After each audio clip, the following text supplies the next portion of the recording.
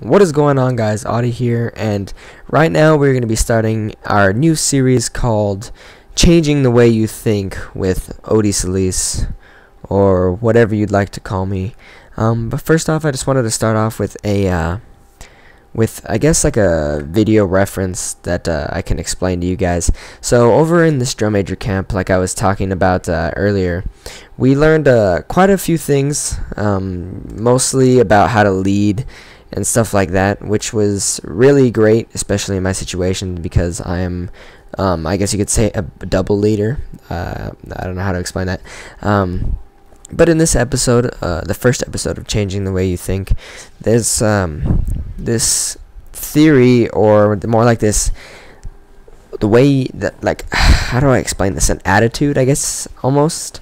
Like, it's just the way you should be and the way that you can make your life and the people's around you a lot better. So what this philosophy is, it's called the fish philosophy, and this actually originates from a video of the Pike's Place fish market, if I believe that's what it is. Basically, it is a fish market, obviously, in Seattle, Washington, if I'm not mistaken. Basically, what these guys, what their jobs entail, is lots of manual labor in the cold, freezing weather, because, you know, Seattle's, it's always raining down over there. And basically it's like more than 12-hour days every day, and just how they get through their workload, or how they stay energetic throughout their day, and how they deal with their customers and stuff like that. So this theory, or whatever you want to call it, can be applied to pretty much anything, everyday life, however you go about it. So one of the first parts to this thing is called choose your attitude. Now this is a big deal, because relating it to this Pike's Place fish market, they pretty much work under the most worst conditions that I could ever think of. I know I would not like to work like 14-hour days in the cold, freezing, weather. I would hate it. And you know what? This choose your attitude mentality is a really great thing, because not only does it allow you to obviously it's to change your mindset, but it allows you to actually feel good about what you want to do, and or what you're doing at that moment, because nobody likes to work. Honestly, I hate to work. I know you hate to work if you do work. Nobody likes it, but this choose your attitude thing is really amazing, because there's this saying, fake it till you make it, right?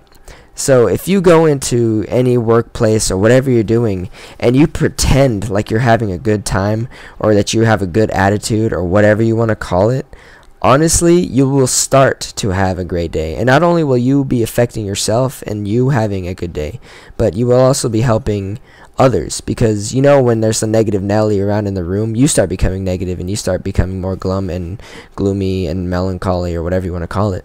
So imagine if you were happy all the time, if you could choose yourself to be positive all the time, how much of a great impact that would have on your life. I know I've taken this this little part close to heart, because I always complain about things that I really shouldn't be, when I know people are far off, or far worse off than myself. So choose your attitude, make it a great one, and just live life the way you want to live it all the time. If you could be happy all the time, why wouldn't you choose to be happy? And you can. You just have to make that conscious decision to do that. It's one of the biggest ones, I think, on this four-part theory. Next up, we also have play. So this can go to school, college is school, but, you know, school, work, whatever you end up doing in life, you can always find a way to play at your job, or at your school, or in my case, my marching band. Play is it's a touchy subject, though, because you can't go too far in how you're going to play. You don't want to overstep that boundary, and knowing your rules and limitations of that leeway, that play that you want to achieve. is hard to find, obviously, but if you can find it, it also just adds more excitement to the job that you're doing or to the work that you're doing. Because one of the examples that they showed us, or that they actually demonstrated, was that they made us do physical work, or I'm sorry, more like physical, I guess like stretching or working out, whatever. So basically what happened was that instead of, before they just made us do it once through already, once through the workout, and everybody's complaining, oh, this is tough, oh, this hurts, blah, blah, blah, blah, blah. And so the guy brings us into the middle of a circle, right? And he's just telling us, instead of groaning and moaning and making this seem worse than it is, why don't you have fun with it and say, yeah, feel the burn, blah, blah, blah, blah, things like that, to make it more fun. And by the time you realize it, you're already done doing the exercise. You're already done doing the work, the hard work, getting all the fundamentals, all that stuff done with automatically. So that's just something that that I think can just basically apply to anything, any part of your life, anything. Second part, be there.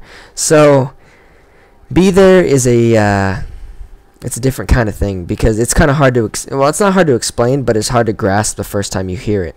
So when you're ever engaged in a conversation and you're talking to a person and they're on their cell phone, you don't feel like they're emotionally connecting with you. You don't feel like they're there in the conversation. At least that's what I feel when that happens to me. When I'm talking to somebody, I like them to be looking at me in the eyes, not fully, because that's a little weird, but I like them to be looking at me. I like them to be paying attention. I want them to be there. I want them to be engaged.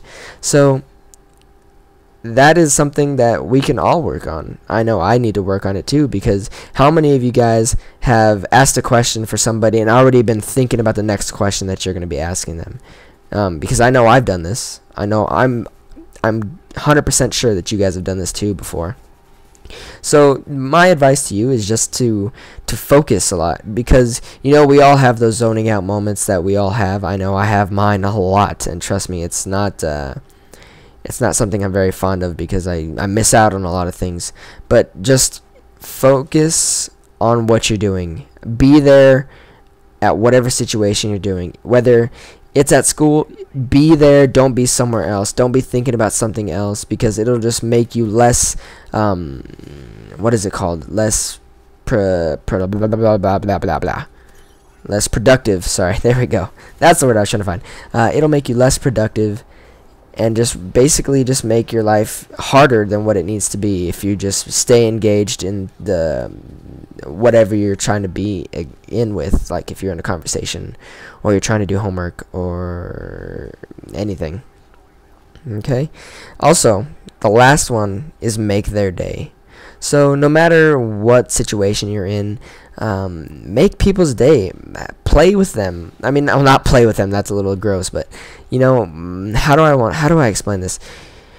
You have to, making somebody's day, giving somebody a compliment, helping somebody when they need it the most. When somebody is crying, help them, pick them up, show them compassion, show them sympathy, show them something that make their day. Whoever they or their air quotes may be, just make their day, and just making somebody's day will also make your day better too. But make somebody's day. It'll be amazing. It'll feel great. I can guarantee you that. So just a quick recap. Choose your attitude. Choose to be positive all the time. Choose not to gripe and cry about everything. Be there. Be engaged in whatever you're doing. Do not be off in somewhere else thinking about a whole different topic, no matter what it is. Make their day. Obviously, make somebody's day. Do what you can for anybody besides yourself to make that person feel special in your life. And lastly, play. Probably one of the biggest ones, along with choose your attitude. But have fun with what you're doing. Don't gripe. Don't cry. Make what you're doing a fun experience and not such a drag. Till next time, guys, I hope you guys have enjoyed this changing your mind or changing your attitude with Odysalice. I hope you have a great day.